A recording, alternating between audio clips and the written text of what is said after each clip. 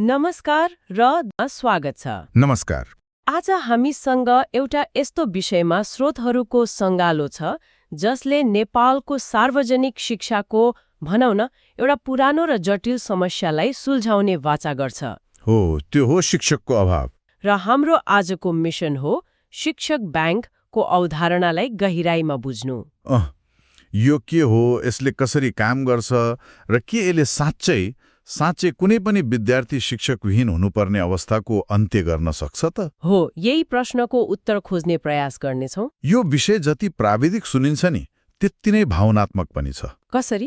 किनकि हरेक पटक कुनै विद्यालयमा गणित वा विज्ञान शिक्षक हुँदैन, त्यसको सीधा असर त बालबालिकाको भविष्यमा परिरहेको हुन्छ नि। हो, त्यो त हो। त्यसैले यो केवल एउटा प्रशासनिक प्रणालीको कुरा मात्रै होइन, यो त भविष्य निर्माणको एउटा महत्त्वपूर्ण औजारको चर्चा हो। बिल्कुल। त्यसो भए अब यसको परिभाषाबाटै सुरु गरौँ न है। हुन्छ।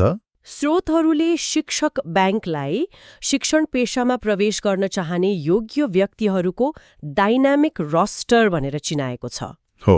यो डाइनामिक शब्द यहाँ निकै महत्त्वपूर्ण देखिन्छ, होइन र?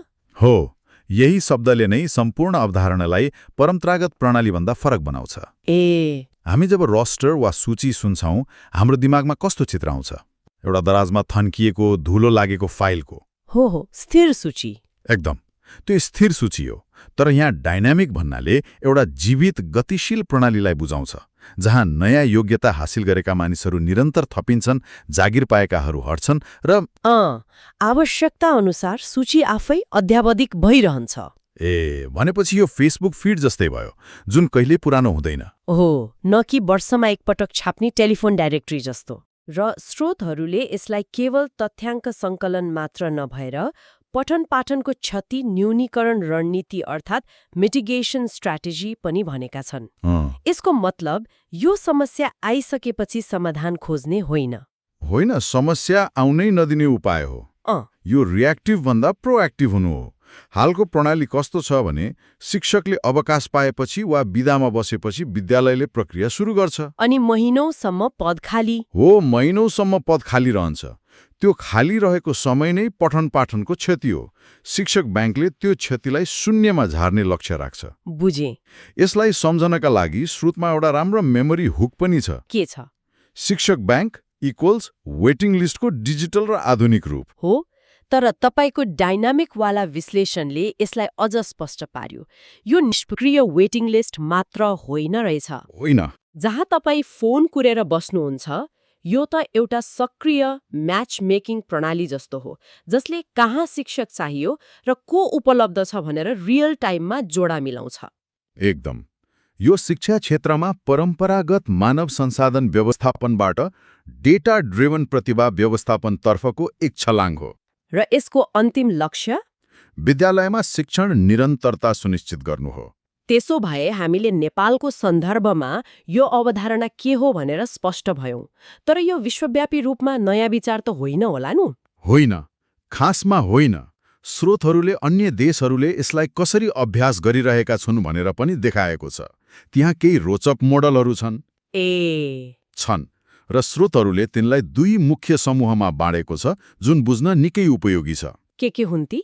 पहिलो हो पश्चिमा मुलुकहरू जस्तै अमेरिका, बेलायत, क्यानाडामा प्रचलित substitute teacher bank. Substitute teacher bank हो, यो मोडललाई हामी अनुभवी पेशेवरहरूको रिजर्भ फोर्स जस्तै मान्न सक्छौं। यसले प्राय अवकाश प्राप्त शिक्षक वा अन्य क्षेत्रका विज्ञहरूलाई अस्थायी रूपमा विद्यालयमा पठाउँछ।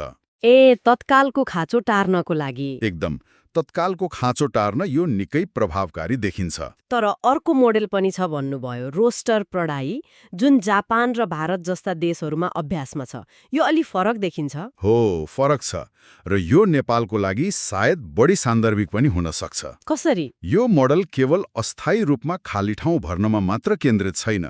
यसले योग्य र नयाँ पेशेवरहरूलाई शिक्षण अभ्यास वा सामाजिक अभियानहरू मार्फत प्रणालीमा प्रवेश गराउने एउटा पाइपलाइनको काम गर्छ।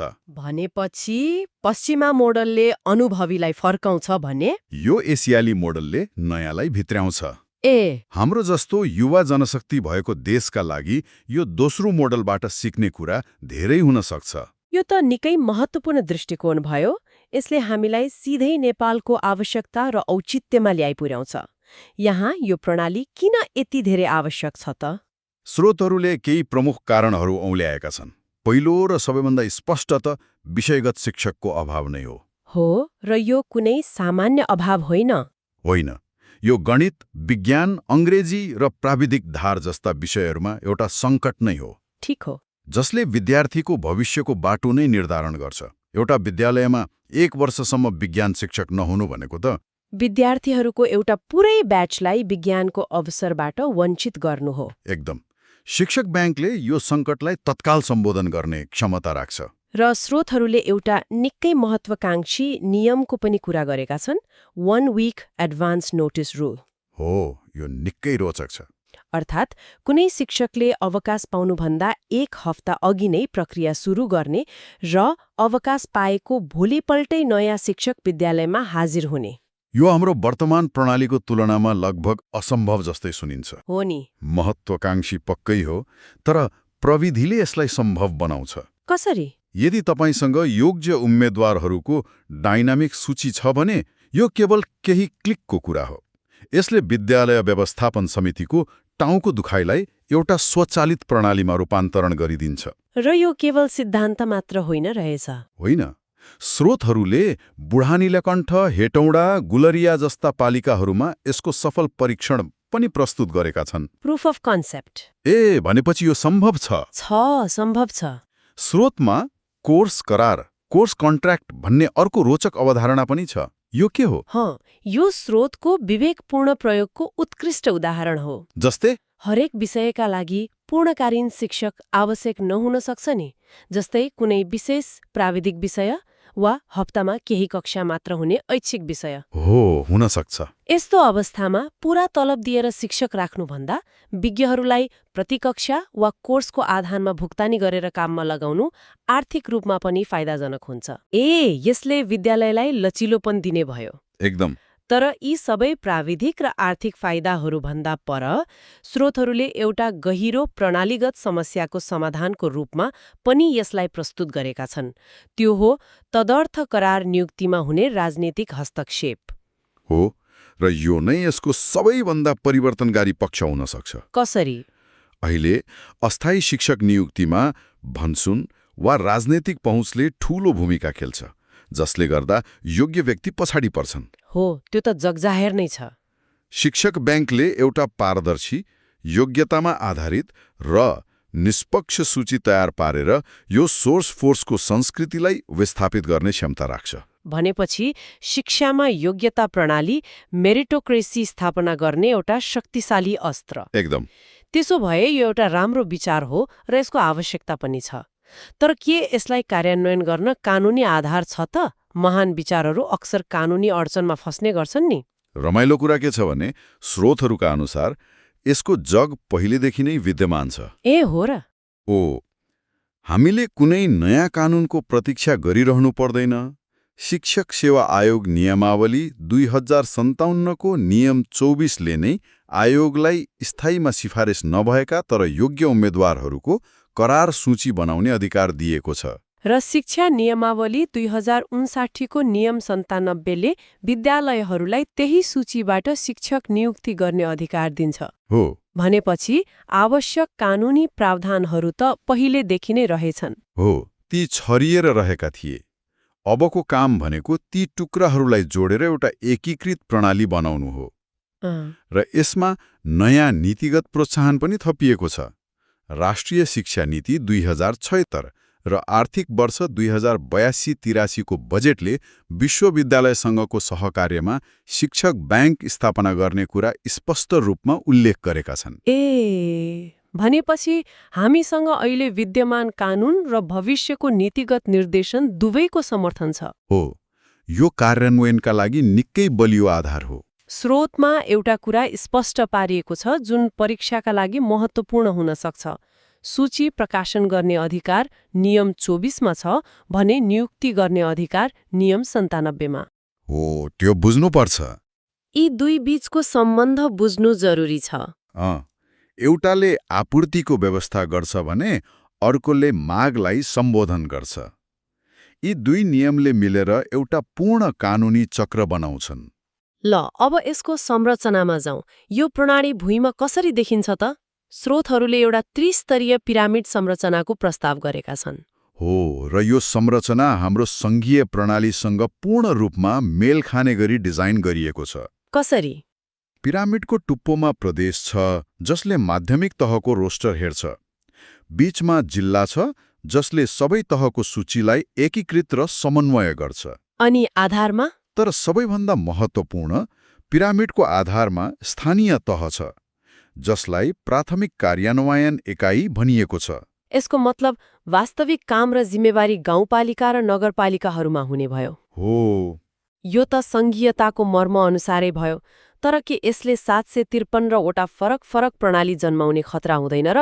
त्यो एउटा वैध चिन्ता हो र हामी त्यसको समाधानमा पछि आउनेछौँ। तर संरचनाको हिसाबले यो एकदमै तार्किक छ। विद्यालयसँग सबैभन्दा नजिक स्थानीय सरकार नै हुन्छ।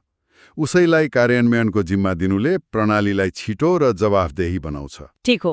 र प्रणालीलाई जीवन्त राख्न स्रोतहरूले सूचीलाई बढीमा हरेक 2 वर्षमा नवीकरण गर्नुपर्ने प्रावधान राखेका छन्। त्यसले सूचीलाई सधैँ ताजा र सान्दर्भिक बनाइराख्छ? एकदम। अब सबैभन्दा महत्त्वपूर्ण प्रश्न, छनौट प्रक्रिया। यो सूचीमा को पढ्न सक्छ र कसरी?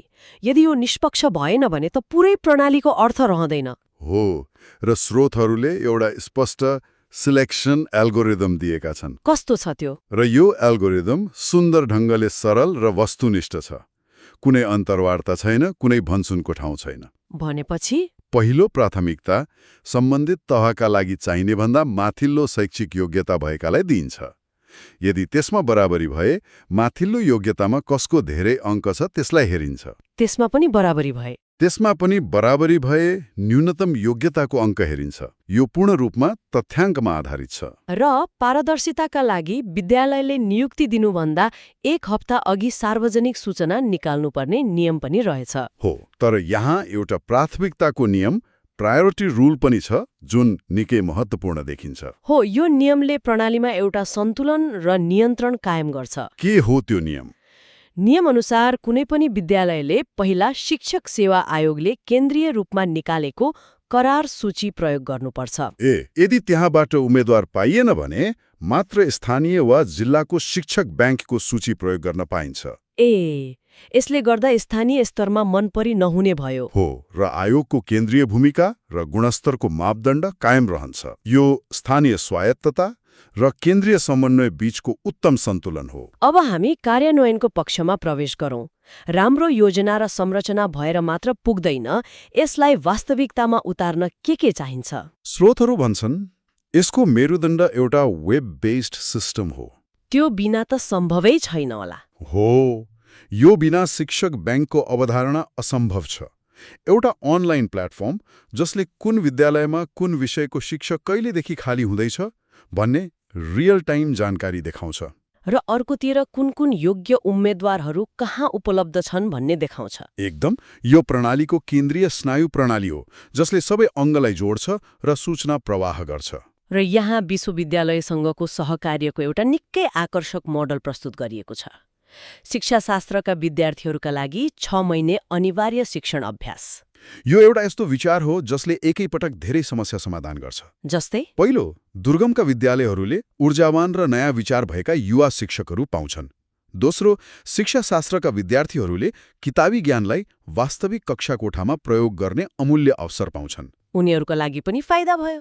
हो, र स्रोतहरूले उनीहरूलाई निर्वाह भत्ता र छात्रवृत्तिको व्यवस्था गर्ने भनेका छन् जसले यसलाई आकर्षक बनाउँछ। यो राष्ट्रिय विकास सेवाको अवधारणालाई पुनर्जीवित गर्ने एउटा व्यावहारिक तरिका हो। स्रोतहरूले गणित विज्ञान जस्ता विषयका लागि विशिष्ट रोस्टरको पनि कुरा गरेका छन्। यसको अर्थ के हो? यसको अर्थ हो सबैलाई एउटै डालोमा नराख्ने। जुन विषयमा शिक्षक पाउन सबैभन्दा गाह्रो छ ती विषयका विज्ञहरूको छुट्टै विशेष सूची बनाउने। यसले गर्दा विद्यालयले आवश्यक परेको बेला सिधै सही विज्ञसम्म पुग्न सक्छ। माग र आपूर्तिलाई अझ प्रभावकारी ढङ्गले मिलाउने तरिका हो। र अन्त्यमा कार्यान्वयनको सबैभन्दा ठूलो चुनौती जुन हामीले अघि पनि कुरा गर्यौं, सङ्घीय र स्थानीय कानून बीचको सम्भावित द्वन्द्व। यसलाई सुल्झाउन स्रोतले स्ट्यान्डर्ड अपरेटिङ प्रोसिजर SOP को प्रस्ताव गरेको छ। हो, र यो नै कार्यान्वयनको साँचो हो। देश सङ्घीयतामा गए पनि शिक्षा जस्तो विषयमा एउटा राष्ट्रिय मापदण्ड हुनुपर्छ। ठिक हो। यसले त्यही साझा कार्यविधिको काम गर्छ। ताप्लेजुङको नगरपालिकाले शिक्षक छनौट गर्दा जुन प्रक्रिया अपनाउँछ, कैलालीको नगरपालिकाले पनि त्यही अपनाओस् भनेर सुनिश्चित गर्ने साझा नियम पुस्तिका नै एसओपी हो। यसले द्वन्द्व हटाउँछ र देशभरि कार्यान्वयनमा एकरूपता ल्याउँछ। एकदम। त्यसो भए यो सबै कुरालाई समेटेर हेर्दा यदि यो प्रणाली सफल भयो भने यसबाट के कस्ता उपलब्धिहरू अपेक्षा गर्न सकिन्छ? स्रोतहरूले 3वटा मुख्य उपलब्धि औल्याएका छन्। पहिलो, योग्यता प्रणालीको स्थापना, मेरिटोक्रेसी हो, जसले राजनीतिक प्रभावलाई शून्य बनाउँछ। दोस्रो, प्रशासनिक चुस्तता, जसले महिनौं लाग्ने प्रक्रियालाई दिनमा छुट्याउँछ। र तेस्रो, सन्तुलित वितरण, जसले सुगम र दुर्गम बीचको शिक्षक असमानतालाई कम गर्छ। तर यसको मूल मन्त्र जुन स्रोतमा एकदमै सुन्दर ढङ्गले भनिएको छ त्यो हो, कोही पनि विद्यार्थी शिक्षक बिना बस्नु नपरोस्। तर चुनौतीहरू पनि छन्। 753वटा स्थानीय तहका कानून र सङ्घीय ऐन बीचको तालमेल मिलाउनु सबैभन्दा ठूलो पहाड हो। र त्यसको समाधान त्यही छाता कार्यविधि वा एसओपी हो, जसलाई सङ्घीय सरकारले नेतृत्व लिएर बनाउनुपर्छ। यसका लागि त राजनीतिक इच्छाशक्ति र सहकार्यको भावना चाहियो। हो, यो स्थानीय स्वायत्ततालाई सम्मान गर्दै सङ्घीय समन्वय कायम गर्ने एउटा सन्तुलित नृत्य जस्तै हो। त्यसो भए शिक्षक ब्याङ्क केवल एउटा प्राविधिक सुधार मात्र होइन, यो हाम्रो शिक्षा प्रणालीको व्यवस्थापन गर्ने सोचमा नै एउटा आधारभूत परिवर्तन हो। एकदम। यो ढिलासुस्ती र अनिश्चितताको प्रणालीबाट योजनाबद्ध र तत्काल समाधान दिने प्रणालीतर्फको यात्रा हो। र यसले हामीलाई एउटा भविष्यमुखी प्रश्नमा छोडेर जान्छ। के हो त्यो? स्रोतहरूले हालको पाठ्यक्रममा भएका विषयहरूको रिक्त पद पूर्ति गर्ने कुरामा ध्यान केन्द्रित गरेका छन्। तर कल्पना गरौँ न, यदि हामीले भविष्यका लागि आवश्यक सिप जस्तै आर्टिफिसियल इन्टेलिजेन्स, कोडिङ वा जलवायु विज्ञान पढाउन विज्ञहरू चाहियो भने के गर्ने? यस साथै सोच्न पर्ने कुरा हो। आजको लागि यति नै। कृपया यी बुँदाहरूलाई ध्यानपूर्वक पुनरावलोकन गर्नुहोला, किनकि यी प्रतिस्पर्धात्मक परीक्षाहरूको लागि अत्यन्तै उपयोगी छन्। धैर्यपूर्वक सुनिदिनु भएकोमा धन्यवाद।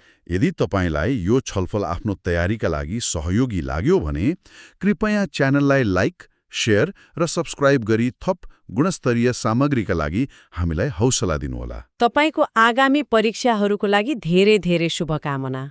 धन्यवाद र अध्ययन जारी राख्नुहोस्।